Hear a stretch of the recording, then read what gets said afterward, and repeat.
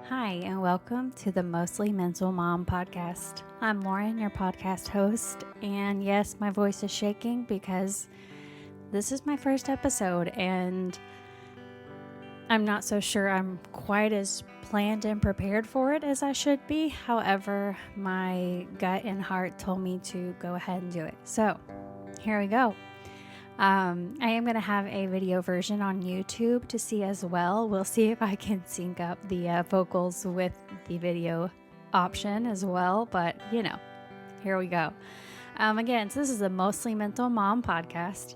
And while mom is in the title, it's not about just motherhood and mental health. It is simply, I'm a mom and I struggle deeply with mental health and a passion to bring about a real awareness to it. Not just a clinical, scientific approach to mental health and the struggles that go behind it, but the real talk behind the people that suffer from it daily, the support system that rallies behind those people, and how I have made it 38 years with a family history of mental health and then my own journey, and still am smiling and wanting to talk about it. So here we go. First of all, you should get to know me. I'm Lauren. I am a wife and a mother, and I live with bipolar disorder. I have lived with bipolar disorder for about 10 years now, diagnosed properly, and about 15 years of dealing with mental health disorders, but it took a while to get properly diagnosed. It honestly took 10 years to get on the right medications and with the right doctor. So that's only been 5 years. But, I live with bipolar disorder. Anxiety comes with it. Insomnia comes with it. And a host of other struggles and battles that we like to try to keep close to the chest. We like to play the brave card, and we like to, I say we, I'm talking about myself, just using the term we. Those that identify with it, you're welcome to identify with it, but I'm not trying to collectively assume. But a lot goes into dealing with any chronic illness, and I consider mental health to be another chronic illness. So whether you have Crohn's, you have rheumatoid arthritis, you have you've been diagnosed with cancer, anything that affects your life to that degree, it takes a toll, and the isolation that can come with that is very debilitating in and of itself. So, with that said, this is going to be a live podcast. I do not plan on doing a lot of editing. I don't have time for that, frankly. So you will hear me fumble through words, and just skip on past that and keep going. This is meant to be real. It's meant to be authentic. It's meant to be vulnerable and meant to have humanity and a human behind it. And whenever I was looking into podcasting and all the things behind it, and just trying to kind of get my head wrapped around what I would even need to do this. And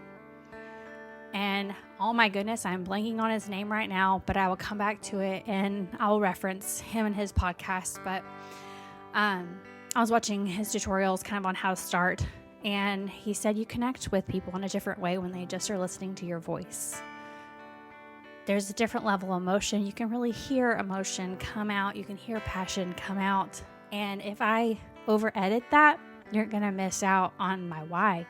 You're going to miss out on just how important this is to me. Disclaimer, I do have a kid and I have 3 cats, and a husband. So you may hear random noises in the background for a while until I get the appropriate equipment to weed all that out. I am fortunate that a couple Mother's Days ago, my husband got me this recording mic because we are musical people, and these headphones that make me look like a gaming nerd. No offense, that's just not me. But for me to use right now to get this up and running, I kind of have it ghetto rigged. The mic is currently on a music stand, and I'm straddling it. So there's that. Probably shouldn't have said that on here, but yet hi, I'm Lauren. So I'm going to be awkward and authentic. Getting into my why and why you should even bother listening to me. Gosh, my laundry list is long, y'all. So long. But I really want to try to break it down and make it just about myself, selfishly, to hopefully gain credibility to you, because why should you listen to me ramble about mental health? Well, it's because I have fought that silent battle that creeps amongst those that deal with mental health, whether it is depression brought about by weather and the season and the area of the country you live in, to the most in-depth diagnosis of a personality disorder or bipolar or anxiety or anything, any of it. The level of severity and how long you have dealt with it and the whys behind your diagnosis do not matter. Let me repeat. They do not matter to anyone else, because they're your story and they're your why, and they affect your day to day. So with that said, I didn't realize how much of an impact mental health had on me until I had my daughter, which was 7.5 years ago. I got diagnosed with bipolar about 10 years ago, but at the time I was still young and single and then getting married, and the manics and the highs and the lows didn't have the same level of detriment on my life. Did they rock my world and it's a miracle that my husband is in my life? Absolutely. But it did not wreak its true havoc and take me to its lowest lows until I became a mom. That is just my reality. That does not mean that mothers suffer more. That's not what I'm saying. That is just simply whenever I saw the big shift. Mainly because when it was just me, if I was depressed and wanted to be in bed for 10 days, well, heck, I could do that. Nobody else cared.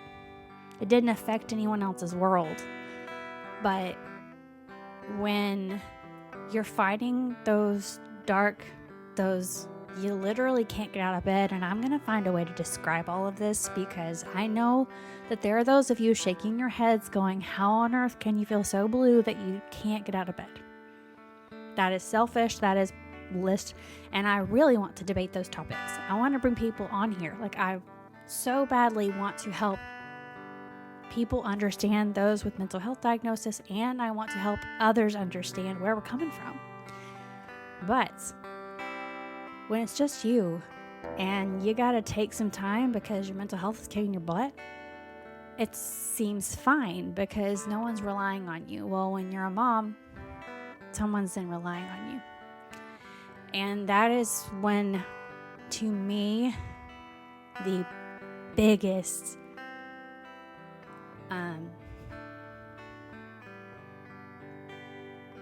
not the biggest, that is when the little hole started inside. This little hole that said, you're not enough. You can't even get out of bed and take care of your infant newborn baby who absolutely cannot take care of themselves. And yet you can't get out of bed to go take care of them. What the fuck is wrong with you? Yeah, this is going to be a cursing podcast. I'm really sorry about that. I'll find ways to edit and clean that out later at a point in time when I can do this all the time. And, so yeah, support all those things, because that is how I can do this and support my family. But anyways, side note. that is where those initial thoughts start to seed in of something's wrong with me, I'm not enough, I cannot explain to people how I feel, it's not validated, so it's not real. All of that starts somewhere for someone when they're dealing with mental health, and that is what I call the silent battle. That is where that starts, because then we spend our time covering it. We spend our time masking it. We spend our time pretending it doesn't exist, because if we ever try to bring it up, we're usually brought to our knees in embarrassment, because it's usually not validated. It's not seen as okay. It is only seen as, why are you abandoning other people because you feel blue? Well, frankly, it's not that simple.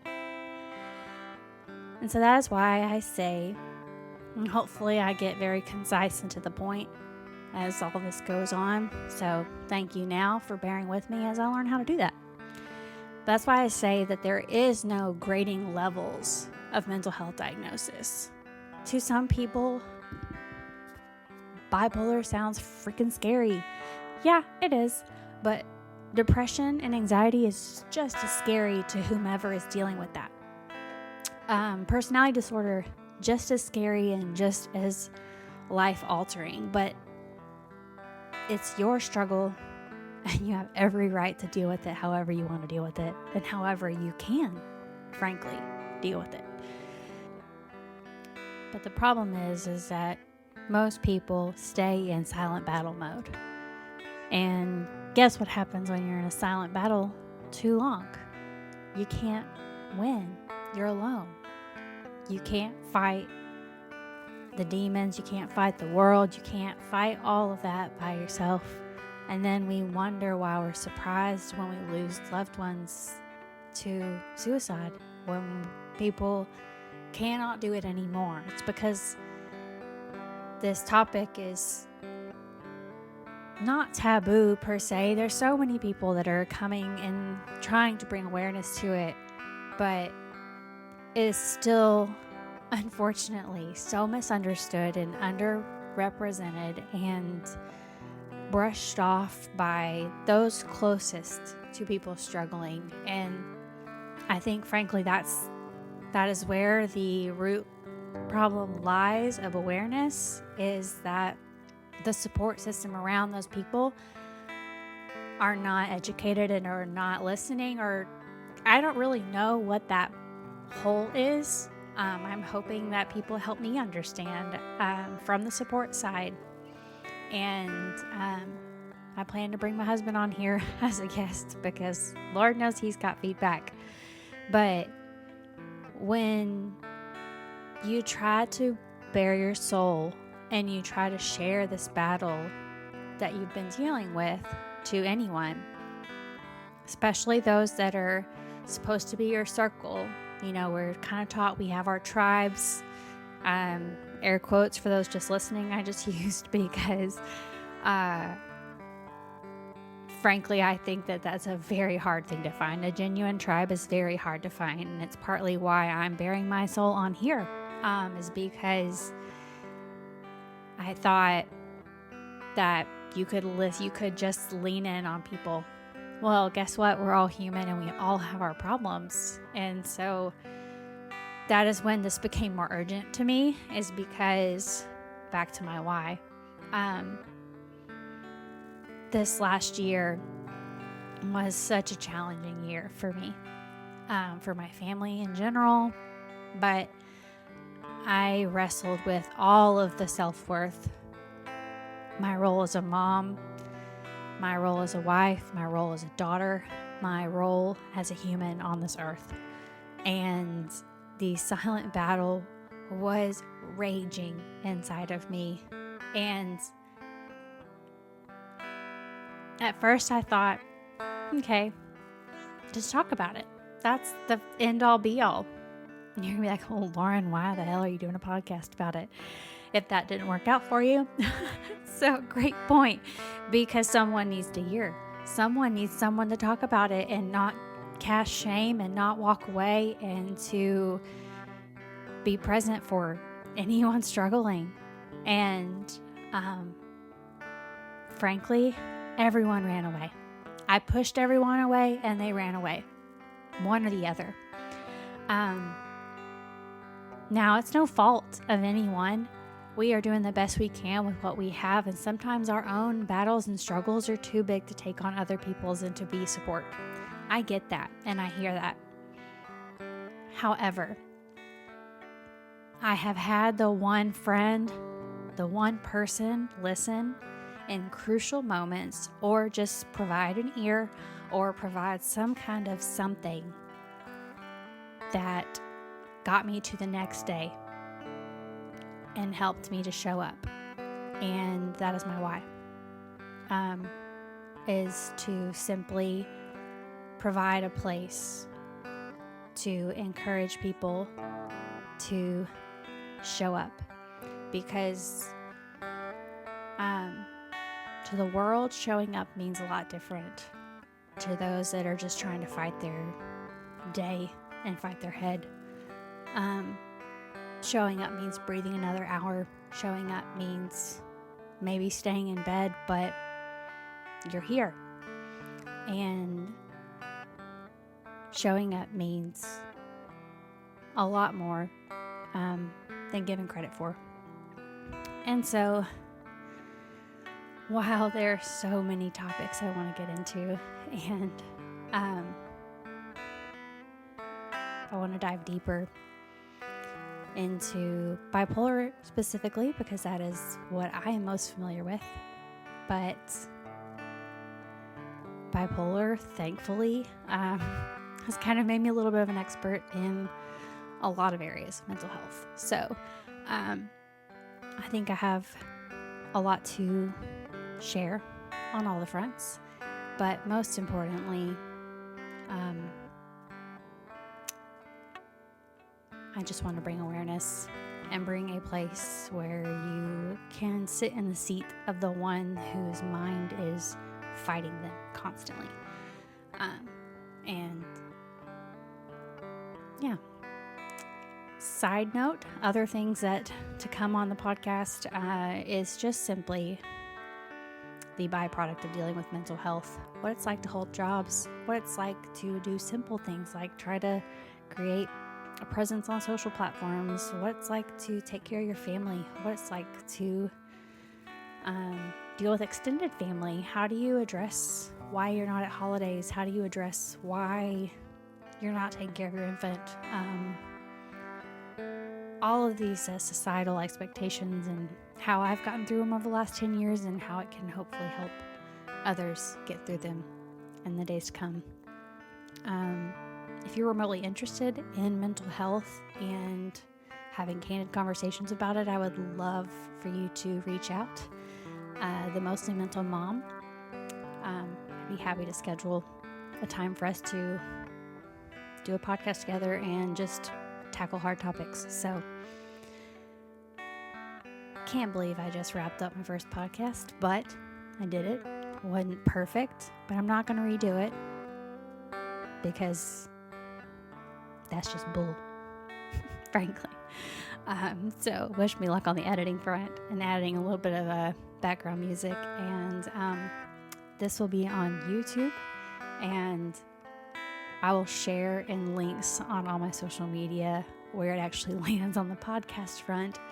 I don't want to state it right here because I feel like then I'm like, I can't undo it. So, but I'll get all that on there. Maybe I'll just add the audio clip at the end of where all you can find this. And thank you for your support. Please like, subscribe, share, all the things. Because that's the only way we can help each other out, guys. All right, this is Lauren signing off. Thank you.